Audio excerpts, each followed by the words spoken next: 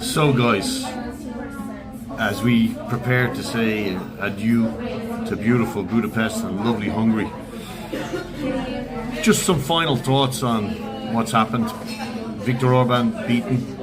I think it was essentially a fair election, and I say that for one reason. Most of the people I spoke to just want to change. I don't think it was really a case of being against Orban or for Magyar. It was more a case that they wanted change, and it was about the economy, stupid. Most people talk about the economy. Now, something I want to talk to you about is really important. You see these pro-EU elites celebrating as if this is some sort of massive victory for the EU.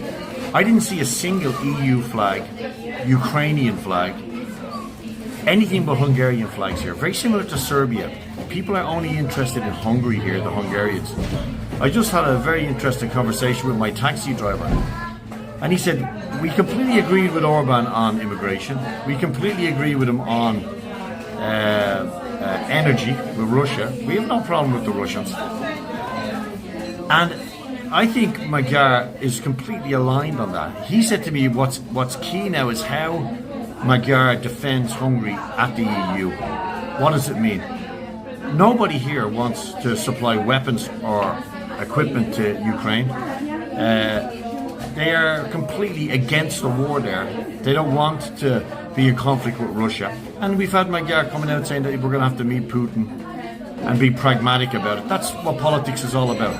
Magyar is a very complex, very troubled man, in my view, from the research I've done and the things I've been told. He's going to find it difficult. The honeymoon period is going to be very, very, very short for this man, because the people here in Hungary want change and they want it quickly. They want the cost of living tackled. They want fuel costs tackled. They want rent tackled. The healthcare system. Things that will be very familiar to people in Ireland. So, to me, this was a very much internal election. This was all about Hungary and Hungarians.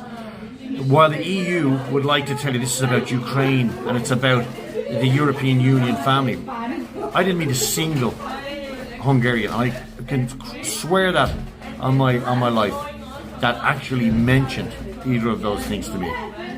This was about a political party that were in power for 16 years, but despite that, the issues persisted that weren't tackled, according to the people I met who voted for tisza. If they weren't voting for Peter Magyar, they were voting against Viktor Orbán because they believed that he hadn't done enough to tackle the domestic issues here in Hungary.